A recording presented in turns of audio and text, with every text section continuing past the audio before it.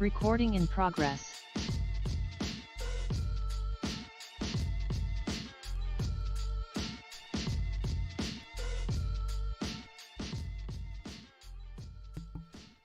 Yo, what's good? What's good, fam? I'm your boy Trey Frazier, and I got my brother Maestro Styles here with me today. Yes, sir. Yes, sir. Welcome to another episode of the Barbershop Sports Talk Podcast. Special shout out to everybody watching us now. We're live on YouTube, Facebook, and Twitter.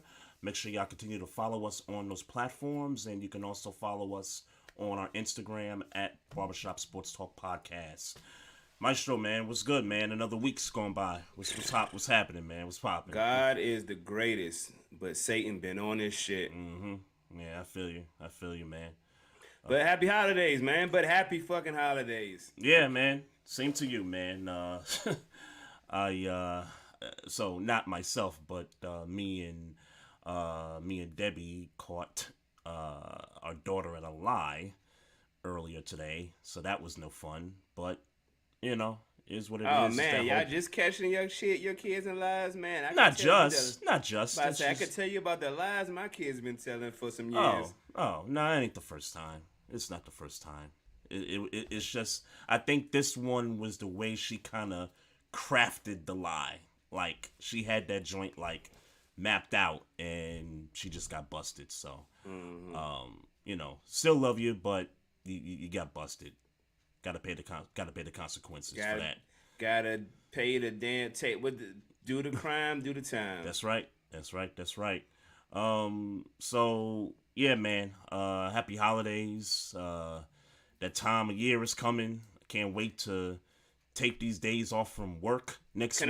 Can I say happy Victory Tuesday even though in your case, yes. In your case, yes, absolutely. Even though we ain't going nowhere. Absolutely. Well, I believe y'all ain't going nowhere, but I ain't gonna lie. I'm looking at folks on the timeline, and you got Pittsburgh media talking about, there's still a chance. Well, of course. Sure. Mathematically, yes, but come on, don't get the fans' hopes up. Don't do that. Don't worry, my hopes. I watch us play on the field. My hopes are not up at all. Don't do that. Well, since you kind of brought that up, I guess we could start there. So, I guess you could tell me a little bit more about this Marcus Allen penalty, because ever since that game, all day yesterday, it's been on the timeline. People have been talking about how Tomlin hasn't really reprimanded him for it, and you know that's sort of been kind of like this big topic, which I think really is nothing. Is that what's been going on your timeline? That's what's been going on my timeline. It's Tomlin, it's Marcus Allen, it's the penalty, and you know why hasn't he reprimanded him for all this stuff? Which I think it's a non-story, if you ask me. But I was just curious if you kind of caught that, and you know what'd you think about the penalty at the time it happened? You know, after the fact, if something was said after the fact. It cost us 3 points. That's an issue. It was a stupid play. Facts. There's no disagreement here. But people talking about he should. I mean, like what do people perceive the penalty should be? I mean, he told him. Marcus Allen went into his post game or his interview after the game and said, "You know, I got an earful." You know what I'm saying? They asked Tomlin about it I know at least at the post game presser. Yeah. And he said it cost us 3 points. Like, yeah. I mean, what else?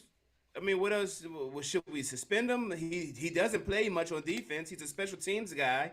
Emphatically, he got the penalty coming on the field for special teams. Yeah. You know, it's right. like, you know, like it was a mistake. He got a little riled up.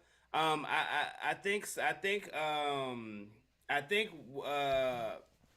Tomlin said something to the effect of, I would rather have them riled up and say chill than to have to tell them to go in and be, you know, and have that energy. Yep. I'm an advocate of that statement more than I am of, you know, he needs some extensive punishment for the stupid mistake. I mean, penalties happen every day, B. Yeah. Yeah. That's kind of how I looked at it. I And said, sure, it costs us 3 points. it's just a penalty. Penalties do sometimes cost you points, but like, come on, bro. Like, yeah, it could cost you games too. In this case, it didn't, but I don't see the big deal.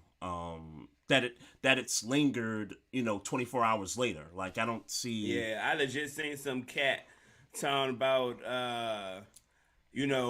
Marcus Allen doesn't contribute. We should cut him now. And but it did bring me to a question. And I don't know if you have an answer, but I'll ask you anyway. Was good. How many tackles is a good? How many tackles should you have on special teams to be considered a good year in your estimation? Like per player. Tackles per player per game, or tackles per player per year? Like a season for a year. How many tackles should on special teams if you for exclusively season? play? Uh-huh. If you exclusively play special teams, right? Or how many tackles do you think a special teams player should have to be considered a factor? I would say, and I'll just kind of break it by game, and then I'll break it by the year. I think maybe 5 to 6 tackles per game, because you got to figure, if you're facing a good offense and that offense ain't punting a lot, then you're not, doing a lot of, punt return. You're not tackling on a lot of punt returns, but you are tackling on kickoffs. So depending on, how much they score, how much they punt, I'm thinking the average per game is maybe, 5 to 6. So you times that by 17, what's that? Little over 100?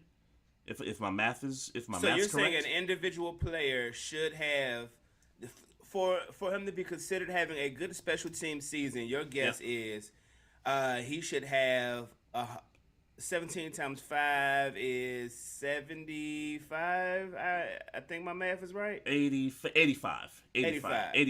But I think it should still be north of that. I think it should be north of 100. Just so, north of 100, I would say. So in order to be I'm not talking about like a star special teams player, but in order to be your guess is 100, over north of 85 tackles. Yep. Mm-hmm. Okay. I don't know what the number is, but if your team isn't scoring, you're not kicking the ball off. Right. And if you're punting a lot, then obviously you're punting a lot. But I would guess on average that there are, let's say you punt 6 times a game. Mm-hmm. Let's say you kick off 3 times a game. So that's 9 special teams plays where a punt or kickoff where a tackle would happen. Right. Of that 9 plays, if the player gets 2 of those plays, 2 tackles of those 9 plays, right, I would say that that's somewhat successful. 2 times 17, 34. 34. Okay. 34 tackles. Marcus Allen in 13 games has 10 tackles. Obviously he's not the best special teams player on the team, but right, I don't think that's a bad contribution. To my guesstimation, right, and I'm not the smartest stat guy in the game. So to get to the crux of it, though, he shouldn't be cut for that. Like that. Well, I'm more so to people who feel like he should be cut because he's not contributing anyway. Is my art? Look, he's not. Obviously, Miles Killebrew.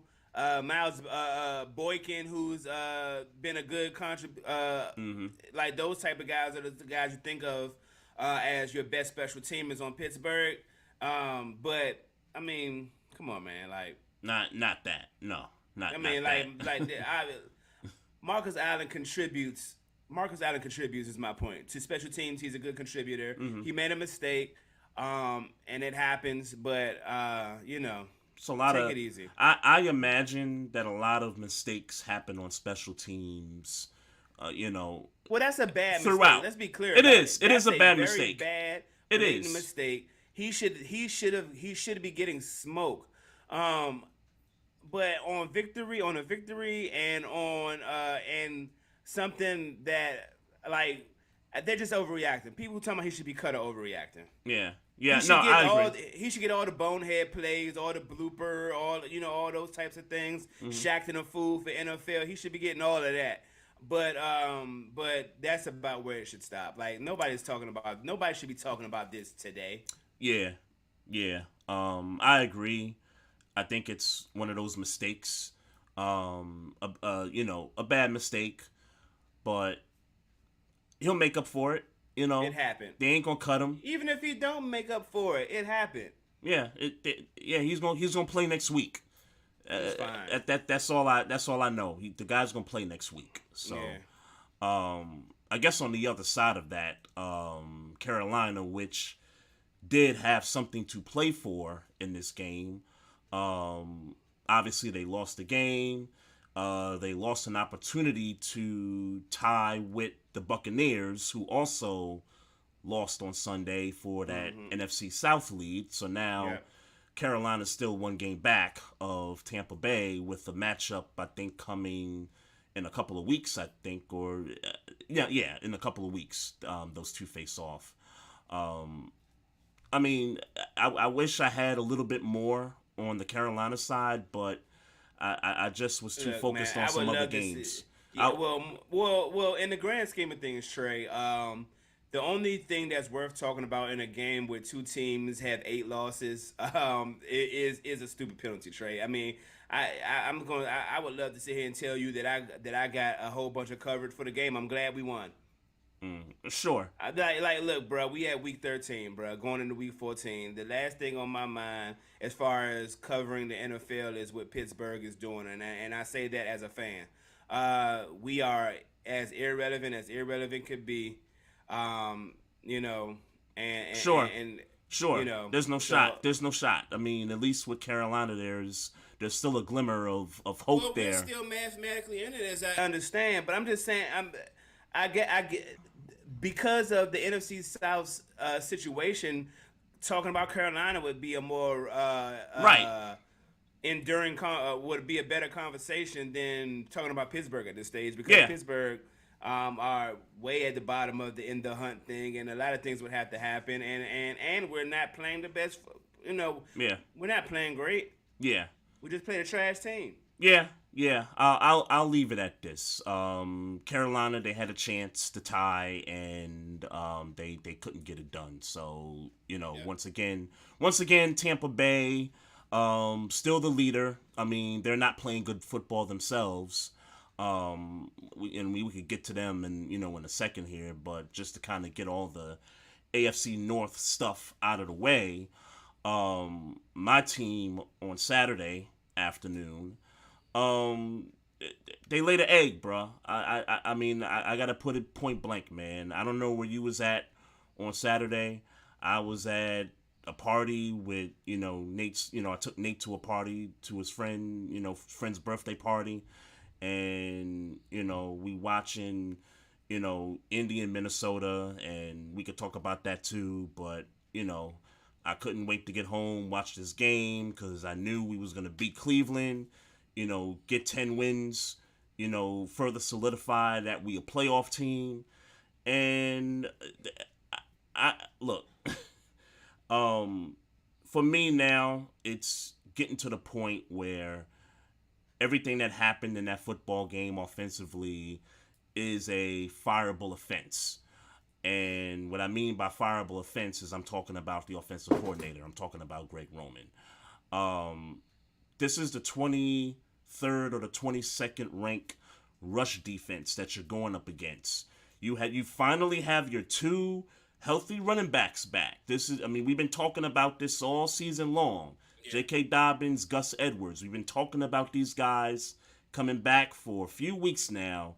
And finally, when these guys are close to 100% healthy, you decide you want to run these guys, minimal times throughout the game. You decide in certain moments when from 20 to 20, it's cool. Dobbins again this week, averaging almost 9 yards a carry. Gus Edwards averaging 6 yards a carry from the 20 to 20. But then for some reason, when we get into this red zone, we start overthinking stuff and, let's pass the ball. Knowing that your quarterback, your second string quarterback who came off a concussion protocol, by the way. I didn't think he was going to play. I thought the third stringer was going to come in, and I would have been cool with that. But Tyler Huntley, they cleared him. He started the game, and that nigga looked like trash the whole game. Yeah. And I'm just call it like it is. He looked like straight garbage the whole game, bruh. Yeah. The throws, I mean, even like on some of the like intermediate stuff, like it just looked like he had to put too much oomph just to get the ball intermediate to whoever he was getting the ball to. 30 times is too much for him to throw this football in a ball game that was 6-3. It was a 6-3 ball game until the touchdown late in the third quarter.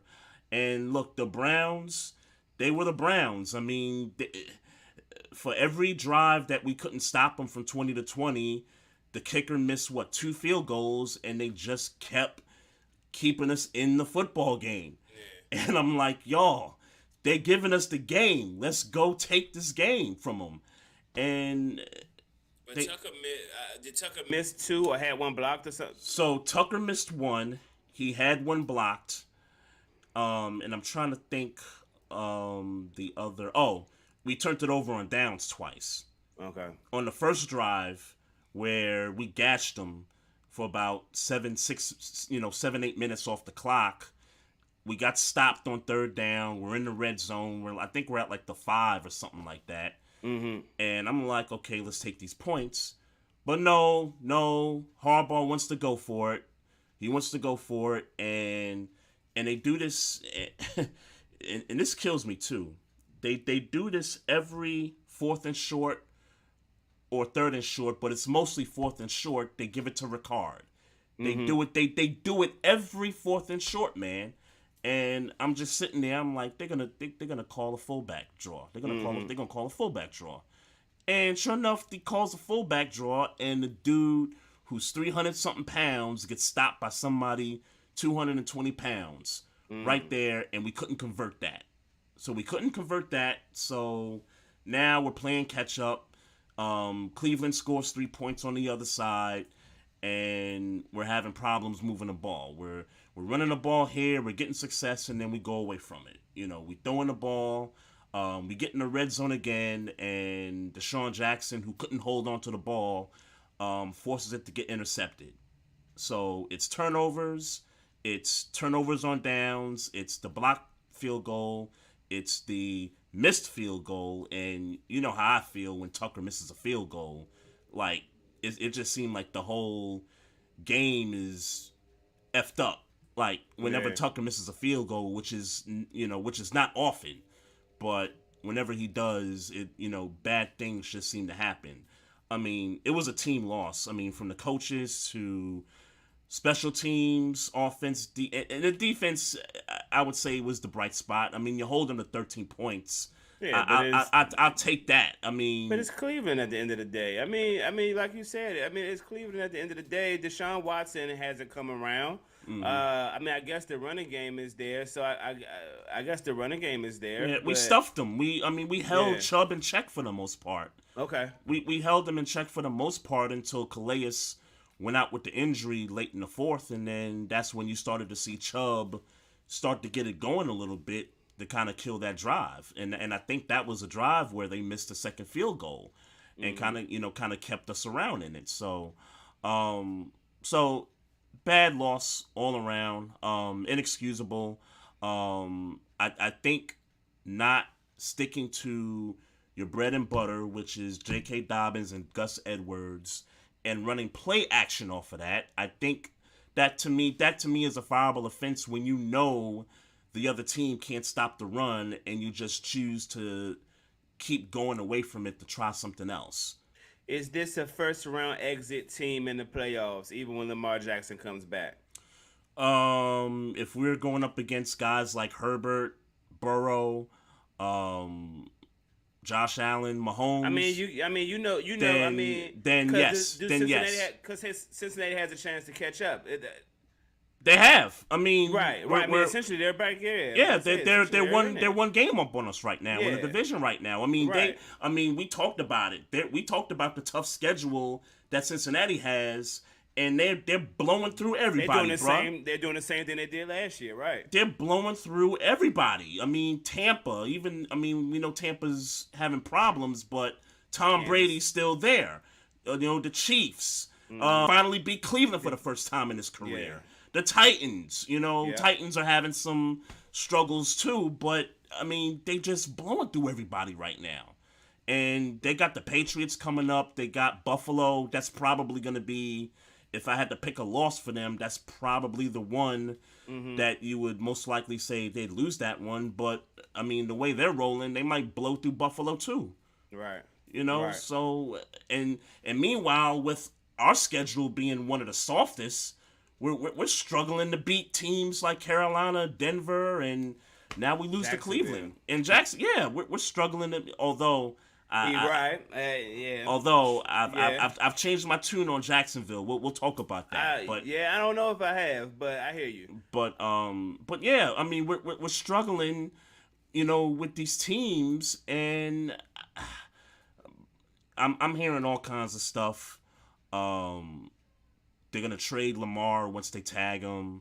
I'm hearing about they're gonna fire Greg Roman, which I think at this point, I would be happy with. They're talking about a whole bunch of stuff. I mean, me, I've been a guy that's been saying, look, they're gonna figure it out with Lamar. They're gonna get a deal done at some point. I think my confidence level, even though I'm still confident, I think just a notch. It's going down just a notch with how some of the stuff. What would you say? From 100% all this time, I think it's just dropped down to about 80% now. Okay. Okay, so you're not like concerned yet. No, I'm not concerned yet, but I do hear some chatter amongst media. I do hear it amongst some fans, and and look, I mean, look what they did with the wide receiver core. I mean, Rashad Bateman gets hurt. I think he's kind of proven throughout his young career that he can't stay healthy. We traded Hollywood Brown. Demarcus Robinson can't seem to hold on to the ball. Duvernay got hurt. I just found out. He got hurt. So, and now we're on the Sammy Watkins train again. It's like, come on. I'm surprised Sammy Watkins even got to us on the waiver. I didn't know that. I didn't know Green Bay dropped him. Yeah, they dropped him yesterday. Dropped him yesterday. It's so funny because so as soon as he got out of Green Bay, y'all picked him up.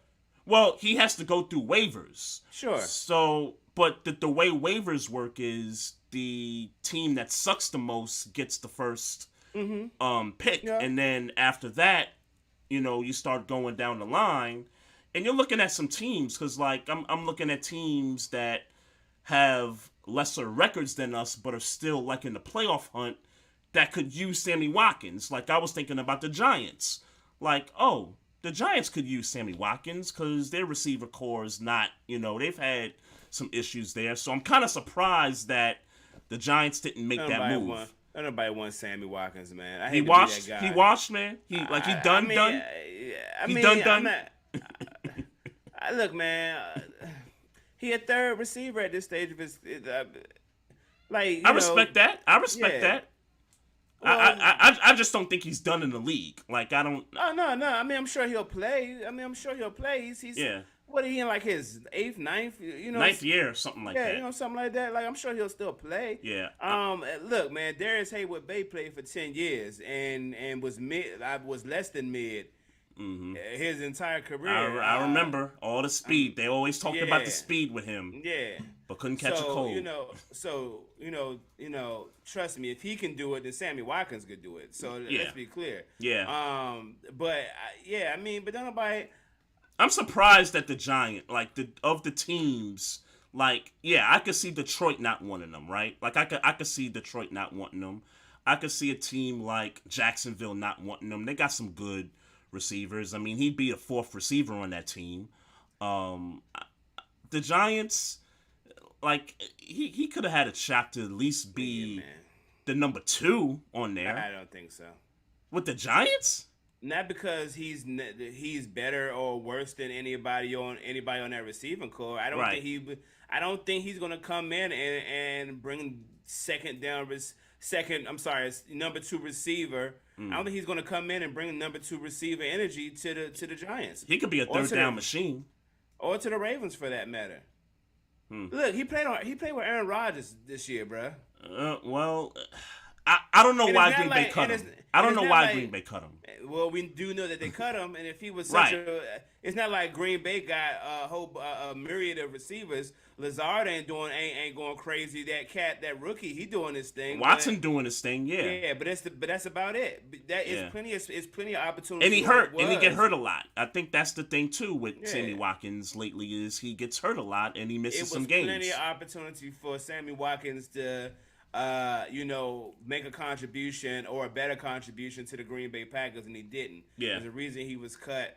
To be honest with you, if I'm the Giants, I don't bring him in either. I can see Baltimore bringing him in because they're familiar with him. Maybe they feel like we can, he can kind of pick up. And the Duvernay thing because now we don't have him no more for the rest of the year. So that makes sense. But the Giants, not necessarily. Yeah, so it's going to be interesting.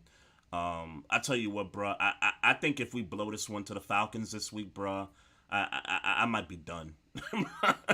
Playoffs or no playoffs, bro. I might be done, bro. Yeah. Just call us a first round exit. Even if we got to go to Tennessee and play the Titans, like just cancel the season at that point, bro. Like, even with Lamar back.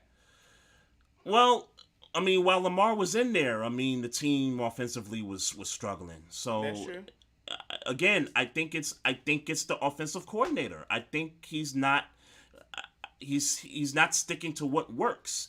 And I think when teams or defenses scheme against us, they don't adjust. They just keep doing what they trying to do without making adjustments.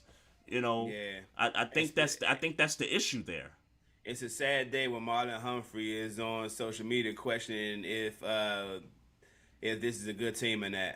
It's a sad day when you got Tyus Bowser answering questions about who left papers of fire Greg Roman in front of the Ravens facility. I don't know if you heard about that. Nah. But Tyus Bowser on his IG story put a picture of fire Greg Roman. Somebody wrote on a piece of loose leaf paper, fire Greg Roman, and just left it in front of the Ravens facility at the entrance. And so people was questioning like, where'd that come from, whatever. And, they dodged the question a little bit, but they probably kind of, talked to him about it in-house, whatever, kind of made him apologize for posting it or whatever. But I ain't gonna front. I am kind of curious as to who left them papers there because he probably wrote it. Because like, because I don't think it's no fans. Because it could have been. Well, from what I hear, and Sure. I've never been to the facility, but people that have been to the facility have claimed that security to be real tight. Like it's tight to the point where you're not even making it past the gate. So they're led to believe that it was an in-house thing from maybe one of the players, wow, the janitor. Who knows? Who knows? Wow. You know what I mean? I don't know. Maybe Steve Bisciotti did it. I don't know. I don't know. You know what I mean? Damn. So damn. So we got the Falcons this week, and we're gonna see. Well, we're gonna see if Lamar's gonna come back. I think that's the question that's kind of up in the air right now, is if he's gonna come back for this Falcons game or not. Yeah. I wouldn't mind seeing Anthony Brown out there. Like, if Lamar's not back. Really? I wouldn't mind seeing what the kids got. Because, look, not Lamar Huntley. Tyler Huntley, I think we know who Tyler Huntley is at this point. Yeah, but y'all was holding him down last year, though. And he wasn't great last year, but y'all was holding him down last year. I mean, at the end of the day, he's your number 2. Like, sure. I think, you know what I'm saying? Or it could have been maybe he really wasn't over the concussion. Maybe that's why he played so bad last week, because maybe he got let off the protocol too early.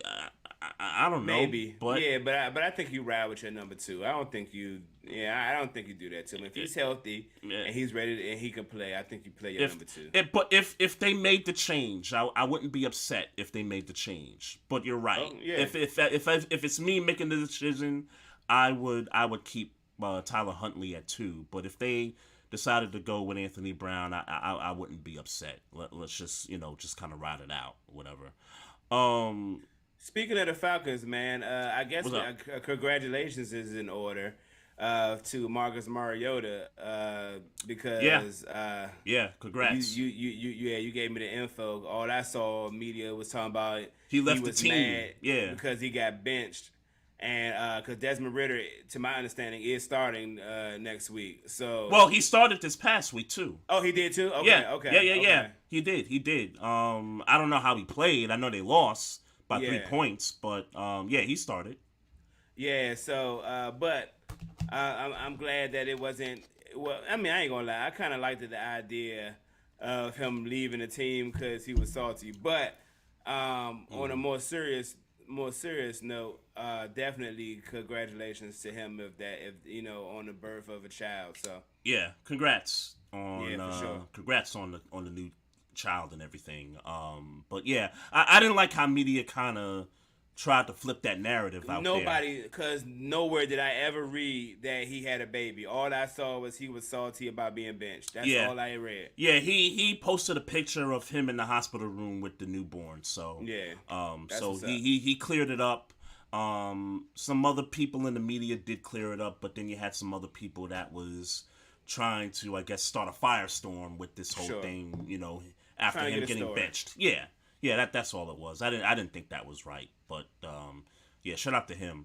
Yeah. So I guess I don't know what direction to go because I think we had so many crazy finishes over the weekend, but I guess the craziest finish was the Patriots and the Raiders, and it's so crazy. Was that the craziest finish?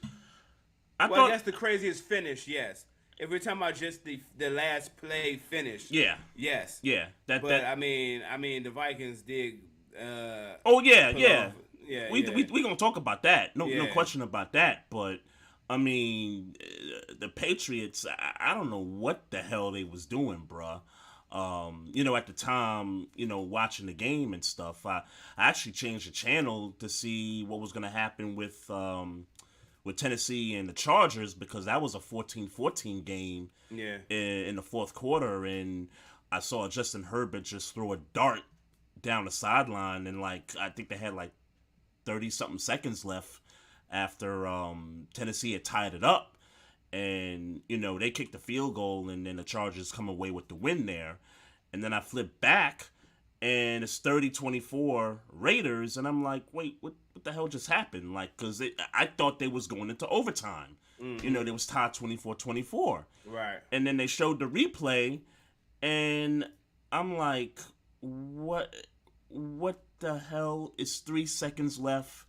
Y'all should be kneeing that thing. Y'all should be getting ready to flip the coin and go to overtime. But, and I gotta give smoke, respectively, because everybody's getting on Jacoby Myers, and rightfully so.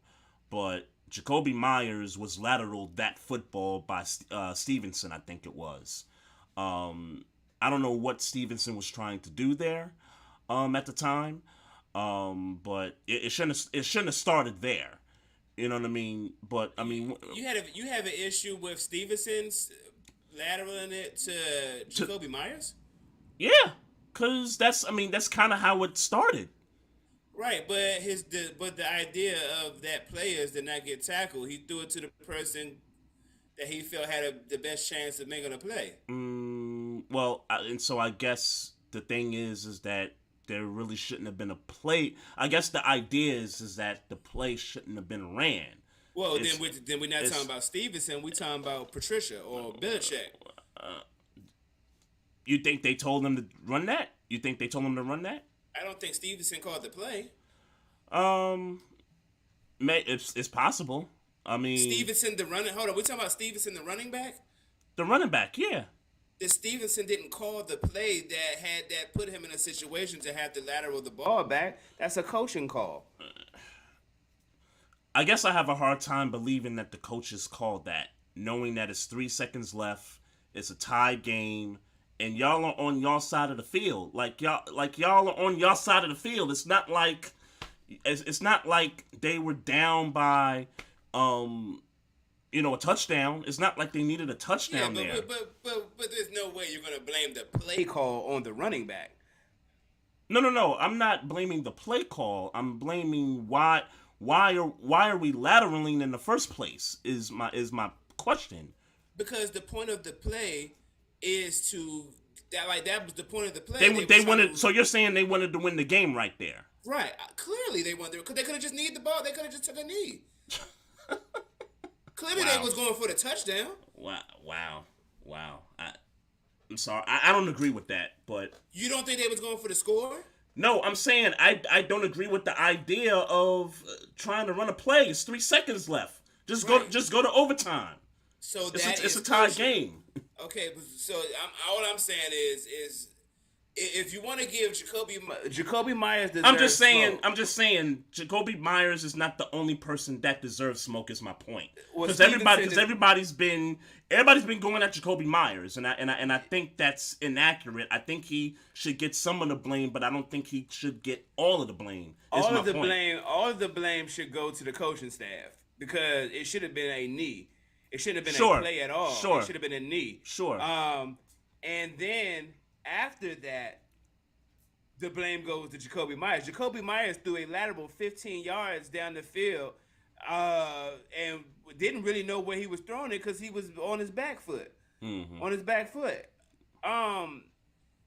Well, I'm sorry, he didn't know where he was throwing it. Mm-hmm. He was attempting to throw a 15-yard lateral back to the quarterback. Mm-hmm. Where in the hell did you think the quarterback was going to run in that play? Mm-hmm. Yeah, and I think the way Mac Jones reacted, I don't know. Mac Jones was like, oh shit, you throwing the ball to me? Why are you doing that? Right, and so I think that's why I'm so wait, who called this? Because Mac Jones should have been ready for that. If the call was, hey, we're gonna run a play and we're gonna throw some laterals and we're just gonna see what happens. I'm sorry, if you're a quarterback on the field, you gotta be ready for the ball to come to you. I mean, we've watched lateral plays in some of these games, and sometimes the quarterback gets the ball in some of those instances. I'm sorry, how are you not ready for that? If the coaching staff called that play, if you're Mac Jones, you got to be ready to get the ball. But also in Mac Jones' defense, it's not like, sure, he wasn't expecting to get the. I gather that he wasn't expecting to get the ball. He was also cut off by Chandler Jones. So let's give credit to that. Sure. I don't think even if he was ready for that play, he was going to beat Chandler Jones to that ball. Mm-hmm. Let me make that clear. But with that being said, I think I'm almost certain, and I ain't watched this play more than twice. Yeah. I am almost certain Jacoby Myers had a better option to throw the ball than 15 yards backwards when we're trying to go the other way towards the end zone. So here's why, and I after thinking about it the rest of the night, I thought to myself, you know what? They called that. They ran a play because it's the Raiders. And what I mean by that is the Raiders all season long, they've blown 10-point leads, they've blown 17-point leads. And they kind of blew a lead in this game too, because they were up 17-3, and the Patriots came back, and the Patriots actually took a lead in this game. They were 24-17, and the Raiders scored a late touchdown to tie it. And I think the Patriots thought, this is the Raiders. They're gonna be asleep at the wheel. They've been giving up late touchdowns. They've been giving up late points and leads in the fourth quarter. Let's catch them by surprise. Let's try to run this and see what happens. This smells of a defensive coordinator coaching offense in Dan Patricia. It has all year. Yeah, that. I ain't gonna hold you. It That's has what all this year. is. That's what this is. I'll go a step further. The idea that Bill Belichick, with him being the greatest coach of all time, let this ride. Mm-hmm. I don't know. I don't know if Bill Belichick is at the age where he trying to raise up his tree and he want Dan Patricia to be the next guy. Yeah. But the Bill Belichick that I'm aware of would have never did that. He would have took the knee and went to overtime. So Bill Belichick might be on his way out. He might be on his way out. He might be starting to give the reins to Dan Patricia and letting Dan Patricia make some of these decisions. I don't think Bill Belichick doesn't do that. Bill Belichick doesn't okay that. I don't think they call that play if it's not the Raiders they're going against. That's the conclusion I've come up with. Right. Okay. If that's the case, I don't think Bill Belichick makes that decision at all. I agree with that too. I think that Dan Patricia made that decision, and Bill Belichick is allowing him to make some of these decisions now because Bill Belichick is on his way out. Yeah, that's what I think. Matt Patricia, yeah. Matt Patricia, I'm sorry. Yep. Yeah, I agree there. I don't. Belichick would have just took the knee and just went to overtime there. But I think I'm of the ideology that it's the Raiders. They give up late scores, and Patricia decided, hey, let's catch them off guard. Let's try something and see if it works. Because, look, the Raiders have lost in embarrassing ways this year. So, maybe they're looking at that and saying, hey, let's try to embarrass them again. And it didn't work out. So maybe. And it's gonna cost them a playoff spot, even though I didn't have them in the playoffs, but they certainly were in contention for playoffs, and now this cost them. So and quite frankly, I'm happy about it. I'm not shedding a tear for these guys. Absolutely not. So absolutely not. Minnesota, man. Where were you when you watched? Did you watch this game or I you did were out? not. I was out getting ready Christmas shopping. Mm-hmm.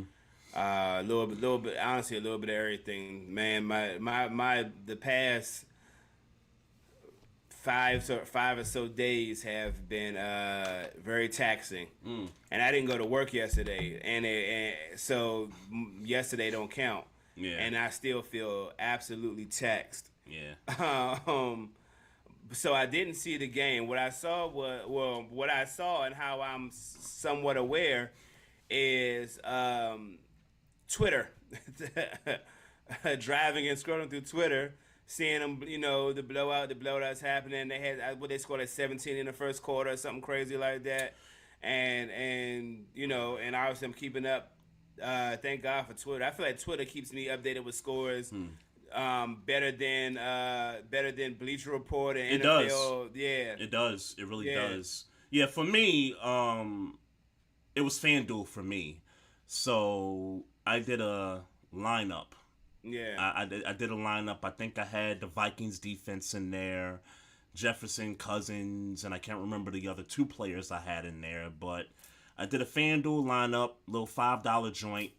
And as I was saying earlier, I took Nate to his friend's birthday party. It was at a karate studio. And I'm talking with some of the parents and stuff, and homeboy had his tablet watching the game and stuff. And I said, you know what, I'm going to check my lineup and see how I'm doing and whatnot, right? So it was the second quarter. It was like 10 minutes left, and the Colts were up 23-0. Mm-hmm. And I'm like, what the hell is going on here? So I'm scrolling through trying to figure out, how they scoring and stuff, right? So a mix of field goals. I think there was an interception for a touchdown. Mm-hmm. There was a block punt for a touchdown, I think, or a block field goal for a touchdown that happened. And then that score kept going up. I mean, it was 33-0 at the half point. Right. And so, and then I got to thinking, and I'm kind of mad that I didn't get a chance to play this parlay, but I was wondering what the number was on the Vikings to come back and win that football game, because a lot of folks cashed in. Like, if you were at the halftime joint, and that joint's like plus 8,000 or something crazy like that. You bet $1. I mean, that's $80 right there. So my man said he won $700. He a Vikings fan. My man, Right. he's just in the studio Sunday. Mm-hmm. Said he won $700. Putting however much he put on he's a Vikings fan. Yeah.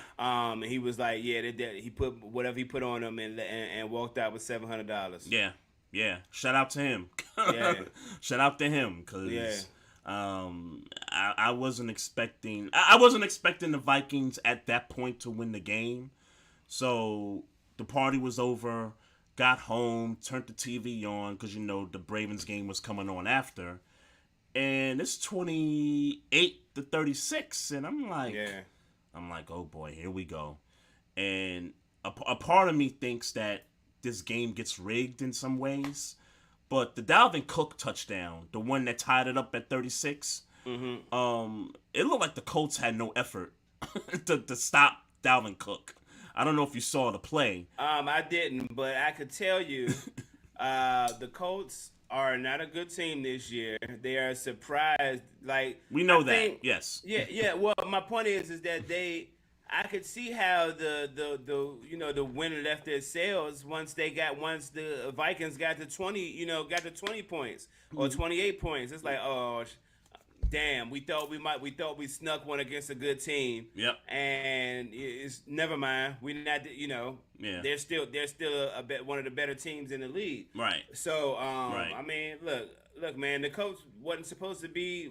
That wasn't supposed to happen for them. Right. I mean, the ways you're talking about they scored. I mean, obviously they got into field goal range to get the field goals, but special teams touchdowns don't happen every game. Right. So they're obviously like, oh shit, we pick six. Yeah, like those types of things don't happen every game. So it's kind of like, all right, at some point you would kind of hope, right, that that the Colts come back to earth and be this trash ass team that they are, or at least hold on for dear life. Cause I guess I mean, let's be clear, 33-0. I'm not thinking that the Vikings are coming back either. Right. But I think the Vikings realize, shit, they're gonna put up a fight. Yeah, the Vikings are gonna. I don't know if it was a fight they could put up. I don't know if it was nothing. I mean, at the end of the day, the Vikings are a better team. They could try to fight all they want. No, the sure. Vikings are a better team. Nobody on that. I mean, with respect to Stephen Gilmore, he ain't doing nothing with Jefferson. At the end of the day, the Colts have a decent defense, but I think if they wanted O'Connell, the way he schemed offense is if he want to get it off on him, he could get it off on him like the game suggests. Yeah. Problem with that is you're not going to see teams like the Colts in the playoffs. Right. If you're the Vikings. So right, but if you're the Colts, the Vikings are a playoff team. Sure. You know what I'm saying? You can't. But look, I'm sorry. I know they're a bad football team, and I know they scored in crazy ways. They don't even know how they scored 33 points. I get it. I get it, but come on, you can't blow a 33-0 lead in a football game, bro. Look, I'm sorry, bro. If it's to happen to anybody, it's Matt Ryan, obviously. Yeah. Sucks get for well that. Soon, sucks for that guy. Taylor. And get well soon to Jonathan Taylor. I know he out for the year. Yeah. Get well soon, Jonathan Taylor. And even if it's not as serious of an injury, I would still sit out because. Well, I think they already shut him down for the year. Right. But I'm just saying for him personally, like, look, just sit the season out, bro. Y'all not going nowhere. Y'all gonna get a new coach. Y'all might get a new GM, and y'all gonna get a new quarterback. So. Just sit this one out because the season is embarrassing enough, but to blow 33 points in a game that, I mean, of course I was expecting Minnesota to put points up in the second half. I was expecting more of a 36-24 kind of a finish. That's what I was expecting. Yeah. Sure. But what happened, and so. The Vikings got to take that and the Vikings, they move on. The Vikings have had a few comebacks this year now. They have. And some people still call them a fraud team. I don't know if it's because of the negative point differential. It's because of Kirk Cousins. It's Kirk Cousins. I think it's the defense because the defense is some trash. in my opinion. Just watching the games that I've seen them in this year, the defense is not that good. And yeah, they in their losses they get blown out bad, right? In all their losses, they get blown out, and in these wins, they're one-score wins. Sometimes it's 1 point, sometimes it's 3 points. I mean, that's how you get a negative point differential. And what are the it's 3 losses, right? I know it's Dallas, it's Philly. Philly, and the Lions. Okay. The Lions wasn't a blowout. That was more like a 8 point, 9 point right. loss. So I mean, so in the Vikings' defense, I mean, obviously Detroit ain't a trash team this year, obviously, but they lost to the best teams in the NFC.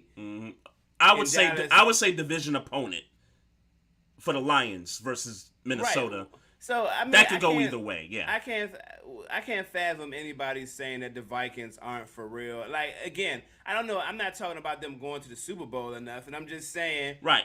This team this year is a good football team. They're a good football team. I'd be lying to you if I didn't say that maybe they could be ripe for the picking in the first round. Yeah, absolutely. Depending on what that matchup is, like, absolutely. Let them see the Lions again in the first round.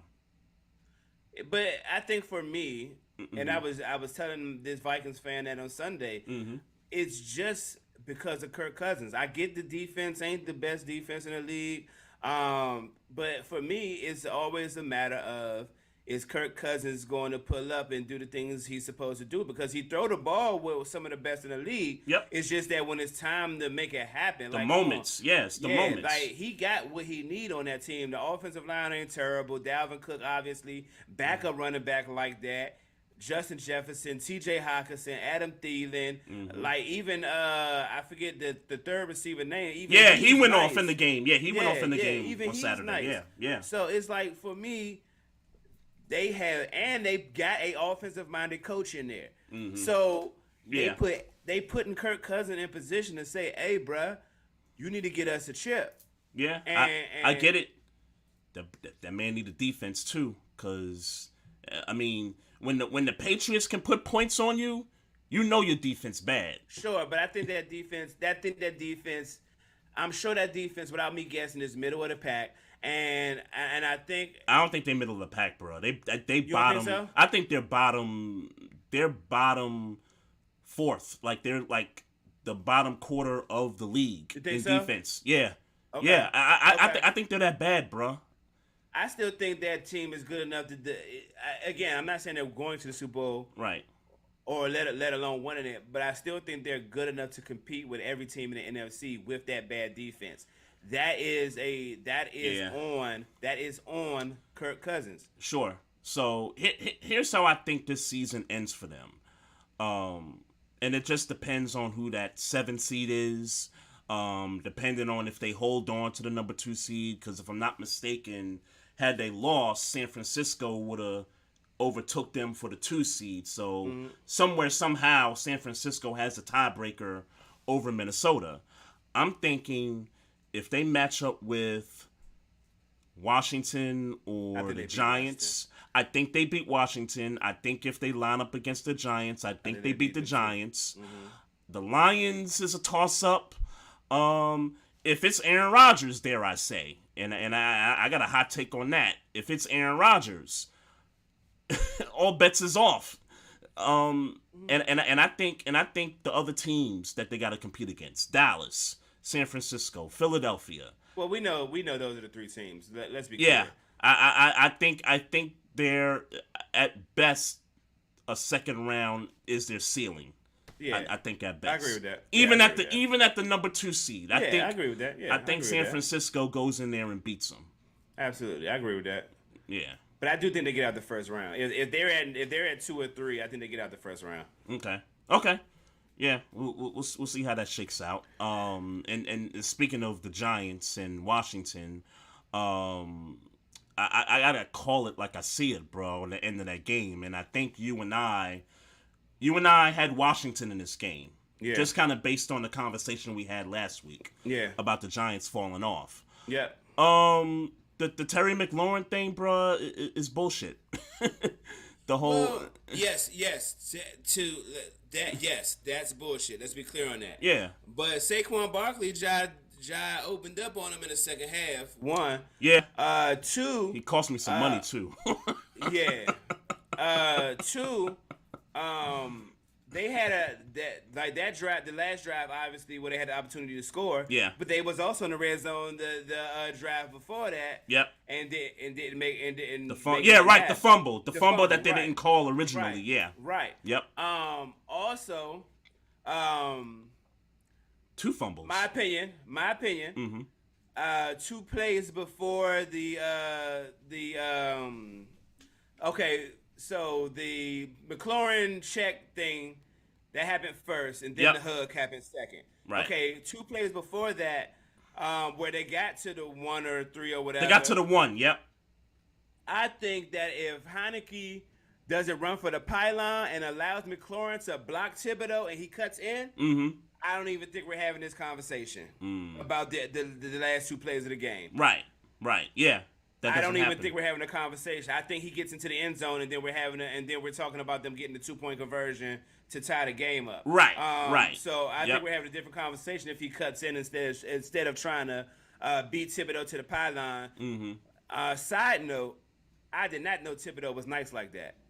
Yeah, I think that's his first game that he really kind of, got off, because we had they calling him Baby Michael Parsons. Apparently they've been calling him this for a while. I did not know that he was this good. I haven't seen that. Yeah, I haven't heard his name for quite a while now, but I do believe that game was his best game of the year. Okay. With the strip fumble for the touchdown early on in the game, and then I think he led the defense and tackles the whole game, and and I tweeted it. He was wrecking that game for Washington. So yeah, I give a game ball to Thibodeau. You mentioned Saquon Barkley. Yeah, he cost me some money on those 3 runs of 10+ yards on that final drive to try to close it out. Man, I could have had me $200, man. Off of I think it was a $5 bet I placed on a 5-leg parlay.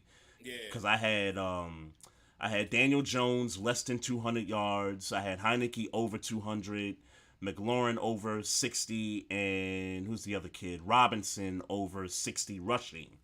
I hit them other 4 until it got to Saquon in that final drive. He got me. He got me there, man.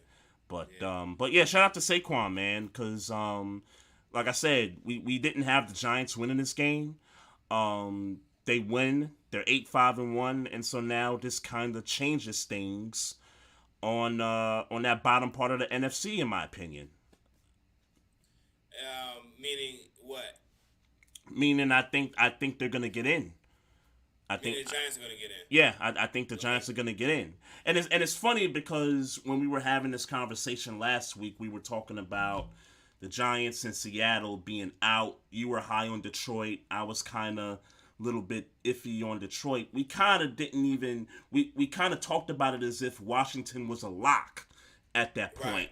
But now that's what I thought. Right. We kind of talked about it like, oh, Washington had this easy path, but now that they lost this game, now they got to go to San Fran and try to win a game, which I don't think they're going to win. And so now they're going to be, 7-7-1. And then who knows what's going to happen against Cleveland. I think they beat Cleveland, but... what makes you so sure? Well, I'm not sure. If I had to guess... I would say and then they got Dallas, Cleveland. Don't they? Then they still got to play Dallas. And then they got Dallas, which we got to see what that situation is, because I think after this weekend's games, and I heard about Jalen Hurts and the shoulder. Hopefully that gets better, and hopefully it's just one game he misses. But the Eagles are gonna lock the East up if they win. Yeah. If they win on Saturday, they lock the East up. Dallas is going to be stuck in at 5, right? Because they can't go any higher. They really can't go any lower because all the other teams behind them are about 2-3 games out. Mm-hmm. So at that point, if you're Dallas, you're kind of thinking about getting guys some rest. You're maybe thinking about playing guys for a half. And maybe that final game against Washington, maybe that's a game Washington gets because Dallas is resting some players. So you figure they get the 8. I mean, you figure they at least get the 8 wins. Again, I don't think they're beating San Francisco, and I think the matchup against Cleveland is a toss-up. Yeah. Well, I don't think 9 wins. I don't know that 9 wins is enough to get in. I guess maybe it is. I think it is. I guess maybe it is. I think someone because Detroit. I think but it wouldn't be 9 wins. It'd be 8 wins because they got the tie. So it'd be 8 wins anyway. It'd be 8-1. Yeah. If they lost to San Francisco, and if they somehow lost to Cleveland. Well, or let's say they won, but they lost to Dallas. I mean, I don't know that they come. I mean, maybe I get what you're saying. Maybe Dallas doesn't play everybody, and maybe, but maybe not too. I mean, that's a true. rivalry. That's true. That's a rivalry game. That is true. Maybe they play their players. Maybe they play their players for a half, and that's enough to come away with it. Or maybe they play their players even the entire game, just so that they can get some momentum going into the playoffs, because they're going to be playing wild card weekend. So yeah.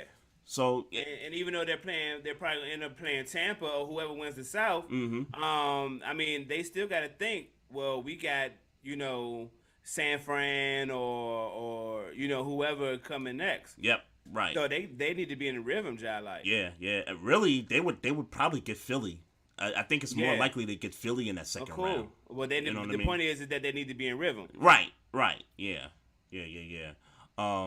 So since we're talking Dallas, so here's where I did win some money, and so I called the upset last week. I said Jacksonville would upset Dallas. And at halftime, which I think the score was 10-27 or maybe 10-24, I said, you know what? Let me see what the Jags money line is, right? And I don't remember exactly what the money line was, but I placed a $5 bet that would have got me $42 if the Jags somehow came back to beat Dallas. Yeah. I said, you know what? I'm going to place it. I mean, I called the upset. Let's see what happens. Right. And early on in that third quarter, it certainly wasn't looking good because Dallas extended the lead. And then you had a couple turnovers by Dallas. Trevor Lawrence, I mean, we got to give this kid some credit, man. And Zay Jones, too, because Zay Jones been balling the past few weeks. They was moving that ball. I don't know what's going on with Dallas's defense, but they was moving that ball. Trayvon Diggs is the only cornerback with experience in that secondary right now, with Anthony Brown being injured.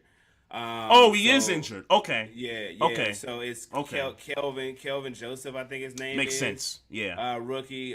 So it makes sense that it would be Zay Jones, even though I know you're telling me Zay Jones been cooking. Yeah. It makes sense that Zay Jones would kind of be the guy, right? That because he probably is getting more of second wide receiver coverage. So that actually makes sense. Yeah.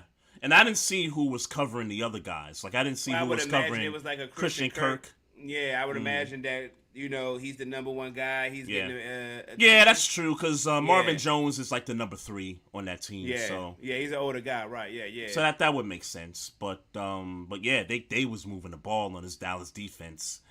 And, they get the game to overtime, and Dak throws a pick six, which wasn't his fault. Right. Was not his fault. It bounced off the player and into the hands of what's his name, and they ran it back for a touchdown. Game over. I get my $42, and I get bragging rights because I called it. And so now, I think this conversation about the Jags winning the AFC South, this conversation gets real now. It gets real now. It gets real now. Okay. And now that we saw what happened with the Titans against the Chargers. That's 3 straight losses for Tennessee. Yeah. They're a game apart in the standings with 3 games left to go. Do you know the Titans and Jaguars schedule? Jaguars got the Jets Thursday. They get the Texans after that, and they get the matchup with Tennessee. Shit. And the Titans. And the Titans get Are you good at this? Dallas. They get Dallas the week before last. That I do know, but I don't remember who their matchup this week is. It could be the Texans. If I'm not mistaken, I think it's the Texans that they got. I like challenging you, man, because you seem to always know what's going on around, like who playing who, when, where, why. Like you always seem to know what's going on at this time of the year. I find it impressive. Yeah, man. Hey, I try, bro. Hey, man. Sometimes I'm trying, man. Hey, man. That's you, player. It's a lot of things in life that I have to remember. Hey, man. This is one of those rare things where it does get to the end of the season. Yeah, I was right. So they're home against the Texans this week, the Titans, that is. Yeah. And then they get the Cowboys, and I think the Cowboys go to Tennessee, and then Tennessee has to go to Jacksonville for the final week, and that could be for the division. So right. So what you think, man? Based on the schedules, what you think? Because Jacksonville's cooking right now. I mean, this is the time to be cooking. This is the time to be doing it in December. Jets don't look too hot right now. They don't. Then I ain't gonna say they got smacked, but they definitely took a hard loss against Detroit. Tough loss, yeah. Tough loss against the Lions, yeah. I might be rolling, man. I might be rolling. I would tell you this. I would say this. I'm way more interested in Jacksonville, even though I think both of these teams are first-round exits. I'm way more interested in seeing Jacksonville just because they haven't been in a while than I am than seeing Tannehill. Well, I know Tannehill just got injured. But I'm way more interested. Well, he came back in the game. Oh, he did come back. I thought he was. Because I saw Malik Willis on the field for a few snaps, but Tannehill came back in the game. Oh, I thought he was due out. I thought he was out. But okay, nah, he came back. That's more reason why I don't want to see the Titans in the playoffs, because I know what that looks like with Tannehill at the helm. Right. I mean, to be honest with you, with all due respect to Malik Willis, I know what that's going to look like in his rookie year, so I don't want to see that either. Right. I would much rather see Trevor Lawrence in this Jacksonville offense, who's been putting up points. Yeah. I'd much rather see them get their first round exit, but at least they doing that. At least they'll score some points. Right. We won't be as familiar with their style of play. Like it will serve to be a more interesting game at face value, because we don't know who Jacksonville is like we know who Tennessee is. And Trevor Lawrence and look, I like Malik Willis, and I was the one that was calling for Malik Willis to kind of take over the job at some point throughout the season. It hasn't happened yet. I know he came in for the Chiefs game a month or so ago. Didn't work out. He showed up in the Chargers game for a few snaps. So, I'm wishing the kid well. But Trevor Lawrence in the playoffs, I wouldn't mind seeing Trevor Lawrence in the playoffs with this, with this group, with Doug Peterson, calling the plays and all that stuff, up and coming team. You mentioned something about no matter what team wins the South, that they'd both be first round exits. If we get that 5th seed and we got to go to Jacksonville like we did a couple weeks ago, I don't know. You don't know? I don't know yet. I'm gonna just say I don't know yet. I'm not gonna say. I'm not saying they're gonna lose. I'm just saying I don't know yet. I'd rather. I'm more confident to play the Titans. I'll tell you that. Sure. I'll tell you that because I know who the Titans are. But Jacksonville, we already saw them. We saw how that ended. If we got to see them again, I'm gonna just say I don't know. I'm gonna just say I don't know, bruh. So. We'll see. So, so at the Jets, at the Texans, home against the Titans for the Jags. I'm going to say Titans. I'm going to say it now. Titans are out. Jacksonville is in. Okay. All right. I'm with you. All right. I'm with you. I'm rocking. All right. I'm rocking. All right. Here we go. Let's go. Let's go, Jags. That's what's up. That's what's up. Man, do I know any Jags fans? I don't. I know one Titans fan. I know a Titans fan. He lives in Glen Burnie somewhere. But yeah, I don't know any Jacksonville fans, to be quite honest with you. I really Man. don't. I mean, maybe I'll come across one on Twitter. Who knows? But I don't know any. Yeah, we definitely do need to know somebody who's a fan of every team. I Every think that's team. something. Yeah, I Yep. think we shouldn't. I think we should know somebody. Oh, don't worry. That'll be a goal for next year. For Yeah. 2023, that'll be a goal. We talked about, so we kind of mentioned the Jets a little bit in that schedule thing. Tough loss against the Lions. They done. Jets are done. I agree. Yeah. The We Jets ain't got are to stretch done. this. Yeah, we ain't got to stretch this. They Jets done. but I want to get more so to the Detroit side of it because you're on the Lions side. You think they're gonna win all their games down the stretch here. I kind of thought the same last week. I thought, well, let me take that back. I said I wasn't sure. It looks good. It looks good, right? I came to the conclusion that the schedule was favorable, but I just wasn't sold that they was gonna get one of those spots in the playoffs yet. So look, man, that play call on 4th and inches to take the lead, bruh. Mm-hmm. Hey, that, you gotta hand it to him, bruh. You gotta hand it to him. I mean, I don't know what's going on. What flipped the switch for them? yeah. I mean, they've been playing tough for a year, but I don't know what you could feel it. A switch has flipped in Detroit. I don't know what it is. Yeah. But I don't know what happened. I mean, But maybe it's the schedule. Maybe it's the schedule. But I mean, they beat Minnesota. That's a quality win in the eyes of Lions fans. It's a quality win right there. But yeah, 6 out of 7 right now. Yeah. You know, and they got Carolina coming up, winnable game. Bears, winnable game. Here's where I think we're gonna have a conversation. And I don't know how serious you are about this yet, and I don't know if I'm just of the spur of the moment after watching Green Bay last night play the Rams. I mean, garbage game on both sides, but And the Rams garbage. Packers 6-8. They got a chance, bruh. It's Aaron Rodgers. They got a chance. And what's their last three? Last 3 at Miami on Christmas. Loss.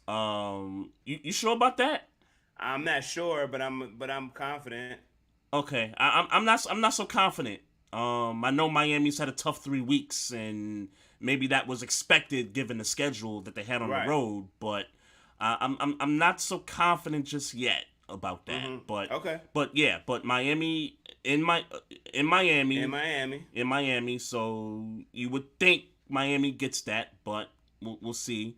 Minnesota, and Minnesota's already won the North, and depending on how much steam San Francisco catches on them, they might still have to play to try to secure the 2 spot. Mm-hmm. You know, who knows there? A division game. You know these division games. You know how they go. Yeah. And to close it out, home against Detroit. That game right there could be for that final spot. I don't mean no harm. I'm not putting no faith in Green Bay. They lose. Quite frankly, they could lose all 3 of those games. It's possible. Yeah, with the way they've played this year, it's possible. They could lose all 3 of those games. It's possible. They could lose all 3 of those games. Like they could. It's possible. Yeah, it's possible. It's possible. Yeah, I don't have a inkling of confidence and if I'm wrong, cool. Mm-hmm. But I don't think I'm wrong. Look, Aaron Rodgers, he's past his ceiling. This is downhill from here. It's downhill from here. You think it's downhill? Okay. I mean, he could he's not trash. Sure. I wouldn't go as far as call him washed. He's not washed, but it's like his because we've seen this before. We've seen the Packers, you know, have a 4-6 record and then they rack off 6 straight. We've seen this a couple times in the past before. Yeah, but them last. I know. Detroit, it's different. Yeah, I know it's different. Yeah. I know. But ain't no Devontae Adams here. I get it. I get it, bro. But 6-8. And maybe that guy smells blood, bro. I'm just saying. His own blood. I'm just saying, Detroit, Green Bay, final week of the season. That if the Packers could somehow beat Miami on the road and somehow beat Minnesota and get to that Detroit game at what would their record be? 8-8 at that point. Mm-hmm. Who you think I'm picking? If they're 8-8 and Detroit got to win that game to get to the playoffs, who you think I'm picking? I get you, and I would even understand your pick. But they're not beating Miami. They're not beating Minnesota. They're going 6-11. They're going 6-. Let's say they go 7-10. Maybe they go 7-10. Maybe they get one out of the two, out of the next two. Okay. Maybe. Okay. All right. I just thought I'd entertain with a little conversation about the Packers having a shot. Yeah. But they're done. All right. Hate to be the guy. They're done. All right. We're gonna find out. We're gonna find out, man. What else you got, man? I mean, the only thing left to talk about is the Suns selling it for $4 billion. The Salva selling for $4 billion. Mm-hmm. Yeah, get your ass out of here. Just another case of you don't really own shit in America, and if you a filthy motherfucker, you damn sure don't really own shit in America. If you gonna get caught and get exposed for the filthy motherfucker you is. So he sells it for $4 billion. Get him up out of there. Get him up out of there. Get him up out of there. And the Phoenix Mercury is a part of this deal too. That's correct. Yeah. So both franchises buy this new cat. So I don't know this guy's name, but apparently he was on the Michigan State championship ball team in 2000. Oh really? Yeah. I assume that the dude has a wealthy family behind him because I can't imagine you playing ball for Michigan State and then somehow you were $4 billion. You know what I mean? So I was trying to hurry up and find his name while you were talking. Yeah. And I'm not that, and because I saw it, I did see his name, and all I knew is I couldn't pronounce the Bama's name. I could, I was right there with you, man. I couldn't pronounce the dude's name, but he's not black. And that was the first thing I was looking for when I saw the announcement was, okay, is this guy black? And he's not black, so we don't have another black minority owner to own a team in the NBA right now. So yeah. But, look, at least we got some scumbags up out of the Suns ownership group. Yeah. Let's do better, Robert Sarver. I hope in your, it's not like you ain't broke. You far from broke. So hey man, do better with your resources, brother. I hope you learned your lesson. Matt Ishbia, walk on at Michigan State, played in 3 straight Final Fours and won the title in 2000 with Michigan State. So, congrats. Congrats, and just don't be doing no foolish stuff. Robert Sarver, learn your lessons, man. Don't be. I hope this is a valuable lesson for you in your old age, man. You can't be living life like that, brother. Yeah. Don't be doing no nasty stuff, man. None of that stuff, bro. I'm good, man. I have had a long ass day. This day has kicked my ass. I would like to retire, post the podcast, drink a little bit of water. And God bless. Yeah. I'm so done with this year, man. I mean, it's been a great year, but I'm just waiting for the finish line, man. I'm just anxious. I'm just anxious to get to 2023, bro. I know we got one more show to do for the year 2022 next week, but I guess year end is always a good excuse to reset. So yeah, I feel you. Yeah. Just gotta, reset with everything, man. Life. Yeah, this podcast, family, friends, and you just gotta hit that reset button, bruh. So I'm just looking forward to it, and this, this whole 9-to-5 work life stuff too, man. I'm ready to take 8 days off from work this coming week, and I wish I would have did that. And it's not 8 days straight. Because the week during Christmas and New Year's, I got 2 days of work, and then I'm off the rest of that week. I got 3 days and probably 2.5. So it'll be something like that, yeah. But you guys are gonna be off Monday, right? But I took off Tuesday, and then I went Wednesday, Thursday, Right. and Friday they probably let us off early. But even if they don't, I ain't doing no damn work. So And Monday the 2nd, y'all off too, right? yes, Yep. yes. Same here. All right, folks. Shout out homie Big Kev 303 in the What up, YouTube player? live chat. Appreciate you. Hey man, one day we're gonna have to talk about Denver, man. Yeah. Good point. Good point, We don't gotta man. talk about him. I'm just joking. We don't gotta talk about him. Good point. Well, he's a Nuggets fan too. I mean, the Nuggets are kind of. Well, I was only talking about the Broncos. I know. Yeah, I wasn't know. talking about the Broncos. I know. I tried to take the tension away from the Broncos and move it to the Nuggets because the Nuggets is the one thing that's popping right now. Yeah. But yeah, shout out to you, man. Appreciate you, loyal listener, loyal, fan of the show.